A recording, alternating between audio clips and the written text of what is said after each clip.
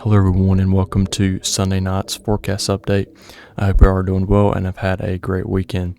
Tonight we'll be first starting off with the day 1 convective outlook, and this is for Sunday, November the 10th, 2024, and this is the Sunday night outlook here, the latest 01Z outlook, and this will be updated in about an hour, so this will probably change from when y'all are seeing this. So first here, looking in the eastern U.S., we just have a couple of areas that have a general thunderstorm risk, and that is just for a system that is just kind of slowly moving on to the east, and that'll head out over the next couple of days, but there are still some areas that will receive rain from the system as it continues to move on out to the east. And then looking at the day 2 convective outlook, and this is valid for Monday, November the 11th on Veterans Day.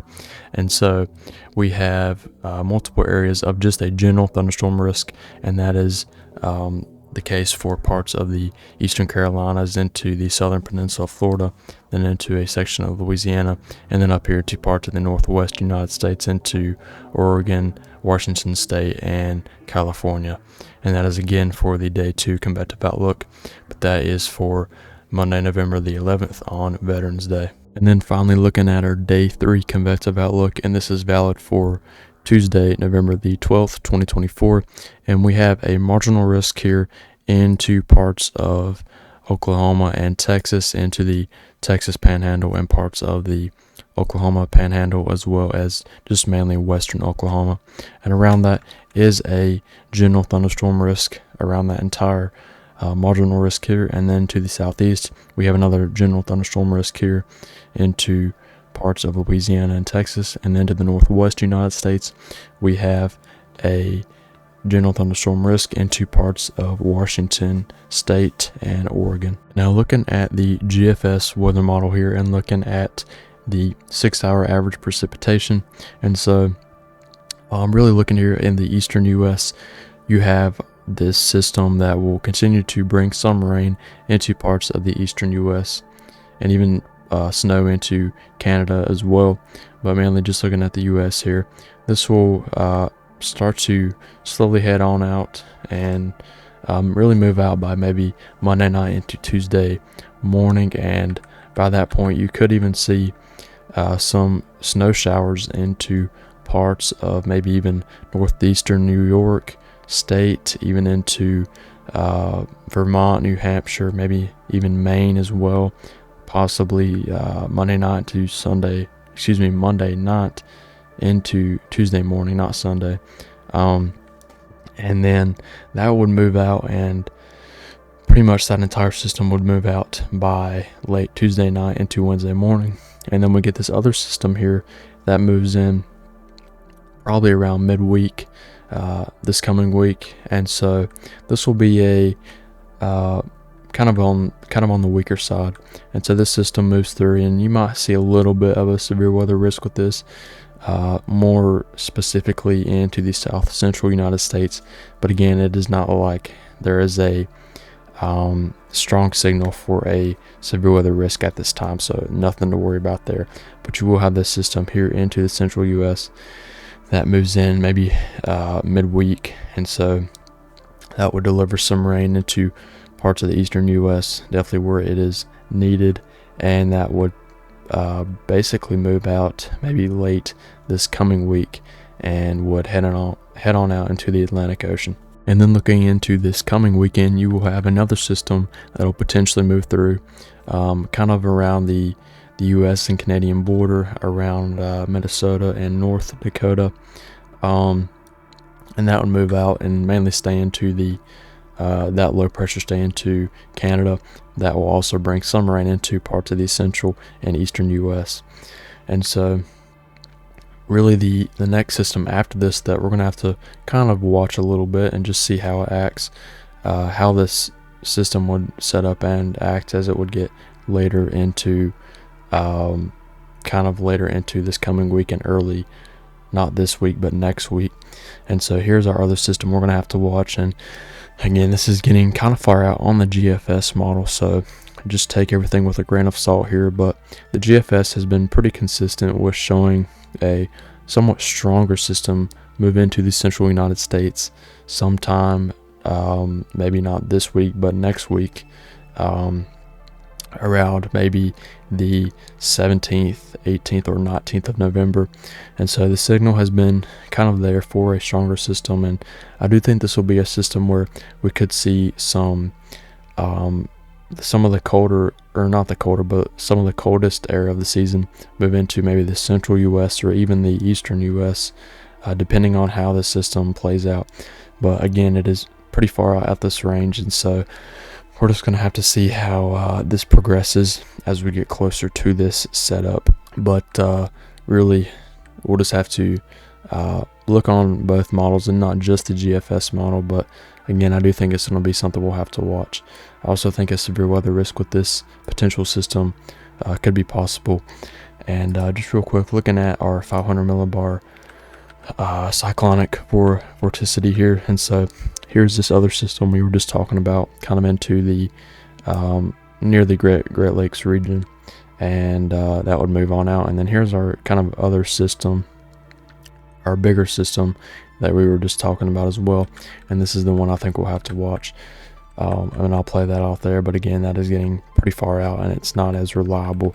But if we go back kind of to 180 hours, 174 hours out, GFS has been somewhat consistent with showing not two systems, but kind of a stronger trough down here, and that would maybe merge with this trough higher up north of that into the northwest. And so you could just see that cool air get brought in here, and that kind of southern trough get mixed in with that, and that would kind of eject across the central U.S. But again, this is far out. I'm going to have to just consider all the possibilities with these systems and just see how the models play out over the next week or two.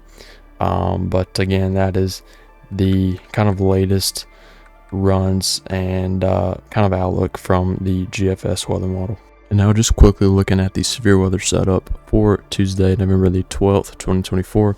And again, looking at the GFS for this here in the south central United States, you could have that kind of initial moisture and storms beginning to fire up maybe a little after midday on Tuesday. And then by kind of Tuesday evening into Tuesday night, you have those storms beginning out into maybe Oklahoma and parts of the panhandle of Texas. And then you can see a lot of moisture there in that larger green area right there, and that is into Wednesday morning, and that'll continue to move on out, and then that'll bring rain into parts of the eastern U.S. as well.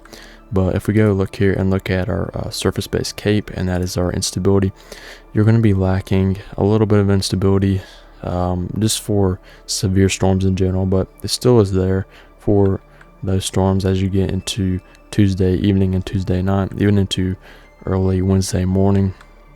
You could see just a little bit of instability there, but not much at this time. And then looking at our dew points here, one of the main reasons that you will lack instability is just because of the lack of moisture that will get pushed up into this area, into the panhandle of Texas and Oklahoma. You're really just not going to get the ample moisture for really this time of year and for severe storms to form. But again, you will see some storms there that'll form, but I don't think they'll be too much of a threat, or as much of a threat if you were to have higher dew points and just moisture pushed farther to the north in that area, if that makes sense. But lastly, looking at the 850 millibar winds here, you're going to have a little bit of a low level jet midday Tuesday, and then that will strengthen just a little bit into Tuesday night and Tuesday evening. And so I think maybe a pretty low end tornado risk could be possible with this, but again, we'll just have to see how that would play out when we get more of these short range models that'll come through, and see how that plays out with them. But again, I think possibly just a low end tornado risk is possible there with these storms, just because of that kind kind of low end to moderate low level jet in place over these areas on Tuesday night into maybe early on Wednesday. Now focusing on the tropics, we still do have the kind of remnants in what is called post-tropical cyclone Raphael, and this is just what is left over from Raphael. And currently Raphael is just a post-tropical cyclone, a 1006 minimum central pressure there, and just with maximum sustained winds of 35 miles per hour, in this area right here, and that is Raphael in the Gulf of Mexico. And so Raphael is again forecasted to weaken gradually and just eventually dissipate out to the Atlantic and kind of get merged into with this other kind of troughing into the eastern U.S. And then now looking at the 7-day outlook here, we've gotten the introduction of a 20% risk area into the Caribbean, and that is again a 20% chance of a cyclone developing within the next 7 days. And this is the latest 6:16 p.m. Eastern Standard Time update from Sunday, November the 10th, 2024. And that again is this yellow color right here with these kind of slanted lines in the middle of that. And this is for I'll show you this in just a moment, but this is for the area of kind of showers and storms in this area that has the potential to develop. And so the National Hurricane Center has issued that area just because of the kind of trend that there could be a potential system that could form here into the Caribbean, and that is again possible maybe late this kind of late this week into weekend. So we'll just have to continue to watch that, but we will look at the weather models in just a second. And then just real quick before we look at the models, this is the latest cone of uncertainty for post-tropical cyclone Raphael. And Raphael is just going to continue to head kind of southward and then eventually make that southwest turn into the southwestern or towards the southwestern Gulf of Mexico. And really, Raphael will weaken quite a bit by this point and really not affect anybody at this time. And that is again the latest cone of uncertainty, and the farthest that goes out is to 12 p.m. on Tuesday. So first looking at the 0Z GFS weather model here and focusing on this area right here into the Caribbean. And so you have all this moisture just hanging around in these areas, and then as you go farther into kind of early this coming week into Tuesday, you have a little bit of low pressure that develops there kind of near Jamaica, and so that would develop and head on to the west and just linger around in the Caribbean. And that's really all the GFS shows, and that would be into late this week into this coming weekend. And so that would be the solution for the GFS, just has that low pressure lingering around there, not really getting developed into anything significant. But then as you go later into the run, and by this point it is getting pretty unreliable, and I'm just going to show this just this run just in case. But you do have a low pressure that gets developed the 21st, but again, this is way far out on the run, and I do not think this will happen at all. But again, this is just what the GFS is showing, and it shows a system getting developed there the 23rd of November. But again, do not pay attention to this much. I'm just showing this to give kind of a general overview of what we could kind of not expect, but what the models are showing out farther into the forecast range. But again, that is the GFS weather model. And now looking at the 12Z European weather model here, kind of similar thing here. If you go to the middle of this week on Wednesday, you have all this moisture just lingering around into the Caribbean. And so this is again the area we're going to have to continue to watch. And so not a lot really happens there, and you finally get a low pressure that develops maybe late this coming week on Thursday, and then again that low pressure just lingers around there and nothing gets developed out of that, or at least nothing significant. And that is the end of the European weather model run there. Again, the 12Z weather model, 12Z European there. And so kind of the last you see of anything is this coming weekend on Saturday. You have that low pressure that finally gets developed there, but nothing really gets intensified any further, and nothing significant comes out of this. So that is a good thing for sure on both weather models. But again, that is the latest, not the latest, but the latest long range European run, and that is the 12Z from today.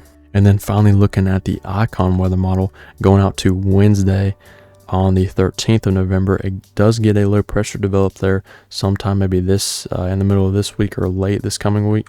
And so you have a low pressure that starts to kind of strengthen a little bit here late this week. And so that heads on and just kind of wobbles around here and heads on kind of to the northwest, and eventually gets developed even further into maybe a low-end tropical storm, and then hits the Yucatan Peninsula, and that is the end of the Icon run there. But again, that is getting kind of far out into the forecast range, so it's not as reliable. But if we go back kind of on to the Icon has been somewhat consistent with showing a low pressure in this general area.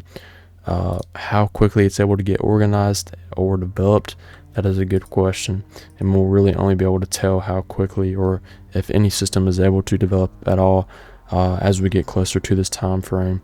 But again, that is the latest 0Z Icon run from today. And now finally looking at the EPS, and eventually we'll be looking at the GEFS ensembles. And so the ensemble models are just basically an average of each individual member of a run, kind of their own models, and it's put together to basically show an average of the models together, where an average of a high pressure could be, or kind of the average of where a low pressure could be. And so the red areas right here, or the red numbers, are areas of lower pressure. And then I know it's hard to see, but kind of over here, you can see some blue, and that is areas that indicate areas of higher pressure. And so look at the 18Z EPS ensemble here, and if we go right here into late this week, into this coming weekend, you have a signal for sure showing up there at the very end of the run on the 18Z EPS ensemble here. And that is kind of worrying at this range, because the EPS has kind of been conservative with showing anything, and it's held back from showing anything significant. But over the past really day or two, it has showed a stronger signal for something that could potentially develop here in the Caribbean late this week into this weekend. So we'll have to continue to monitor that over the next couple of days. And unfortunately, the GEFS ensemble is very similar with showing that signal there, and it just shows that kind of starting out a little bit farther to the kind of southwest and west of that, and then it gets this pretty strong signal showing up here for a system potentially developing maybe late this weekend to this weekend. And then as you go farther into the run, it has quite a large spread of members here, and so you have even members here, some here, quite a larger area here and in the Gulf of Mexico. But again, it's just getting pretty far out by that point, and we'll just have to continue to monitor this, and we really won't know for sure how this system, this potential system, could play out as we get farther into the range. So there's not a lot we really can look at now to maybe find where this system, a potential system, I know I keep saying system, but this is just a potential system, not a system yet, but a potential system could go. So a lot to figure out for sure over the next couple of days and next really week. So all we really can do at this point is just wait and see how each of the models play out. So that's going to be it for tonight's update. I really do appreciate all of y'all watching, and in this video I tried to kind of pick up my pace from last video, because last video was a little bit of a slump for me. That was not my best video at all by any means, but this video I'm trying to improve the pace and kind of deliver more information quicker than I usually have been doing, so it's not as boring. But again, I really do appreciate all of y'all watching, and feel free to leave a comment on the video. Positive or negative feedback would be great. I will take either of the two, but I'd rather take positive feedback for sure. But like the video if you disliked it, dislike it if you disliked it. But again, I hope y'all have a great rest of y'all Sunday night and a great Veterans Day.